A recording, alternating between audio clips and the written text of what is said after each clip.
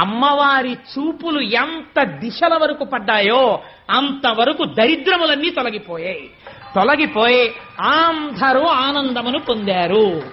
లక్ష్మీదేవి జన్మించింది ఆనాడు పాలసముద్రం దగ్గర ఉత్సవం జరిగినట్టు జరుగుతోంది. నేను ఇక్కడ నమ్మి ఒక మాట చెప్తున్నాను, ఇవాళ ఈ ఘట్టాన్ని ఎవరు విన్నారో వాళ్ళకి కొన్ని కోట్ల జన్మలు తరమవలసిన దరిద్రం నశించిపోయింది. ఇది పరమ యథార్థం. అందుకని ఆ తల్లి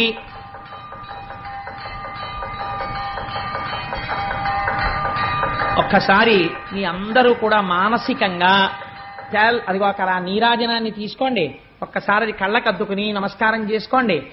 స్వామి త్రిమూర్త్యాత్మకమై దత్తాత్రేయుడై ఉన్నాడు. చక్కటి జేగంటలు మోగే ఈ దేవాలయంలోను అటువంటి పరమ పవిత్రమైనటువంటి లక్ష్మీదేవి యొక్క ఆవిర్భావము జరిగింది. ఇంకా దేవేంద్రుడు